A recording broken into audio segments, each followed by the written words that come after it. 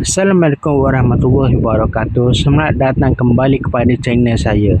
Hari ini saya ada satu kesahihan daripada luar negara, daripada negara Qatar. Jauh sangat negara ni. Jadi sebelum kita ke konten hari ini, marilah kita bersama-sama selawat dan istighfar selalu. Semoga kita dirahmati Allah hari-hari. Okey, kita intro terlebih dahulu. Okey, hari ini cerita ia mengisahkan daripada negara Qatar. Ada seorang pemuda ni daripada Syria. Saya bagi nama dia Ashraf Hakimi. Betul-betul Ashraf Hakimi, PSG ni lawan dengan Bayern Munich kan. Okey, Ashraf Hakimi ni daripada pemuda daripada Syria. Jadi Ashraf Hakimi daripada umur 17 tahun tu dia memperoleh visa yang comel untuk melanjutkan pelajaran dia, katanya ditanggung sepenuhnya oleh menteri di Syria.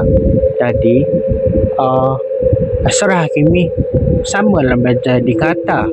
Dia di Qatar dia kena belajar selama 6 semester. Jadi nak jadikan ceritanya, Ashraf Hakimi pergilah ke Qatar untuk sambungkan pelajaran dia, mengajar cita-cita dia.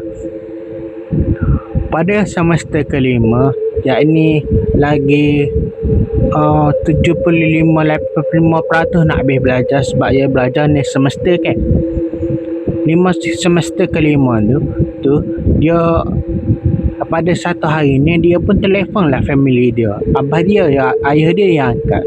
Dia kata lah kat abah dia, ayah, minggu ni insyaAllah dia boleh balik dah ke Syria, ke pengalaman dia sebab cuti semester penggal kelima nak start hujung minggu ni. Dia tambah lagi, cikgu dia pun kata result exam semester dia untuk minggu untuk season tu, semester tu meningkat, ada peningkatan banyak. Jadi ayah dia happy lah. Dia juga kata bahawa dia dah tiket nak balik ke Syria tak lama lagi. Jadi dia pesan ke ayah dia, ayah boleh kita kecil nanti saya sampai ke Syria pula. Banyak lagi sebenarnya saya nak berkongsi sebab kat Qatar ke dia punya environment dia, situasi dia ke penuh dengan kebudayaan, kekayaan dan kemewahan lah negara tu. Dan dia pun balik pun jarang-jarang sekali sebab satu semester sekali je. Jadi kalau ni semester 6 kali lah balik. Jadi tak bukan boleh balik semua. Ya dalam satu semester ada 6 bulan kan. Jadi tak boleh balik semua sebab negara dia kan bergolak kan, Syria seperti yang kita tahu lah ni. Jadi dia pun selesai kacau dengan abah dia. By the way, masih kacau dengan family dia ni, dia on the way balik ke asrama dia. Belajar lah tu kacau kat telefon dengan abah dia, dengan family dia tu. Bila sampai je dia kat asrama tu, dia pun buka lah laptop dia ni nak cek lah semula butir dia order kapal, dia order pesawat dia nak balik ke Syria tu. Dia pun cek balik kita panggil apa tu,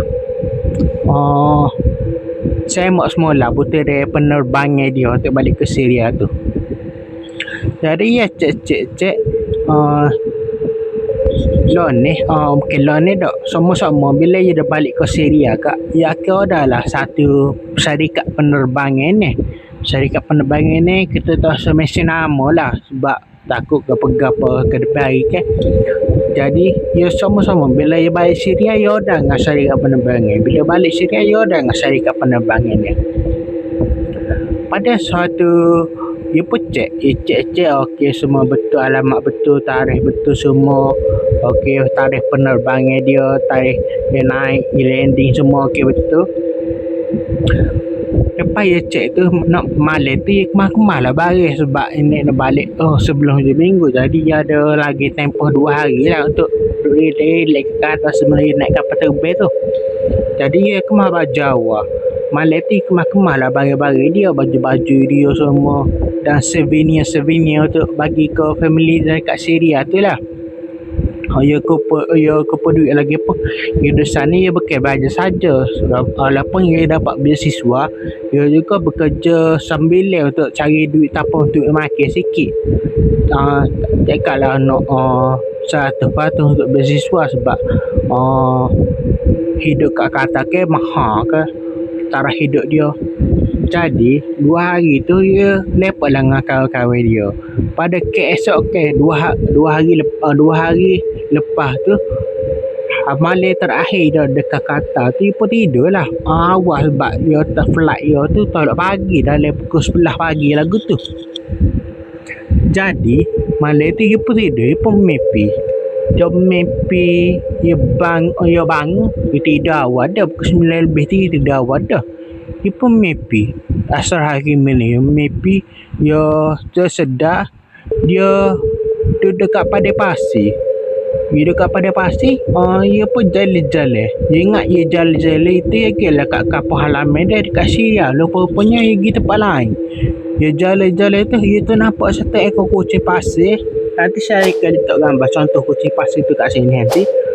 Kucing pasir tu, dia lari-lari, unggah daripada dia. Dia unggah-unggah. Pada masa yang sama, dia pun ikutlah kucing pasir tu sebab dalam pemikiran dia kata, dia nak cari kat tempat ada orang ramai ni.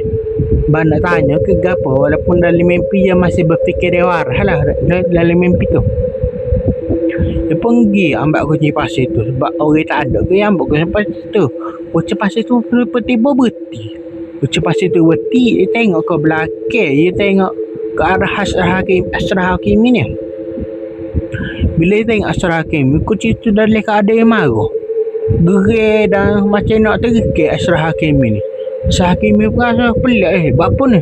Kejut lah sebab binatang nak serang kita kan mesti kita rasa takut, kejut, rasa nak lari.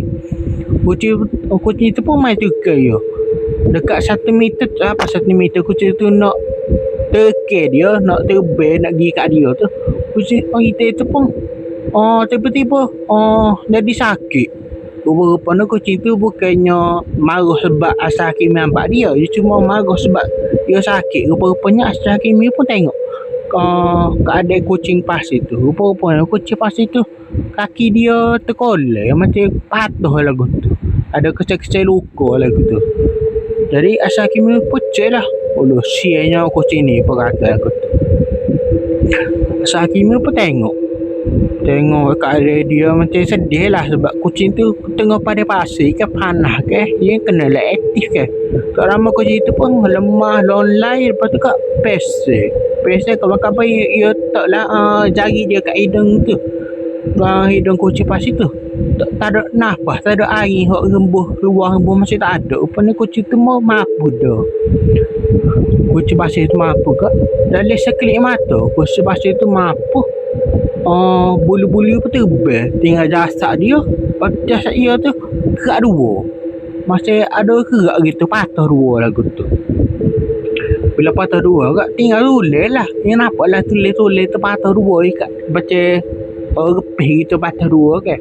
Dia pun kejut, dia napik lah. Dia napik tu kak tu sedar daripada kaki.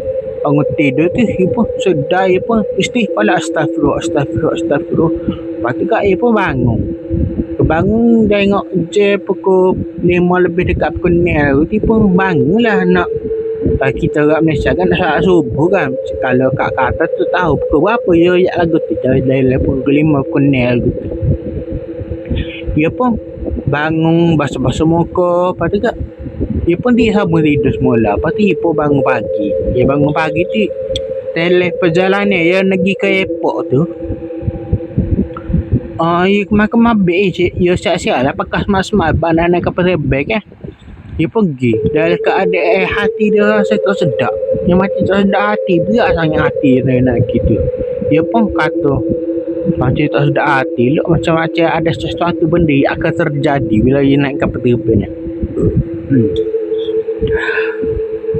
Dia pergi sampai pengen terbang kita naik lagi. Dia memikir badan dia peluh ni asal macam tak ada badan.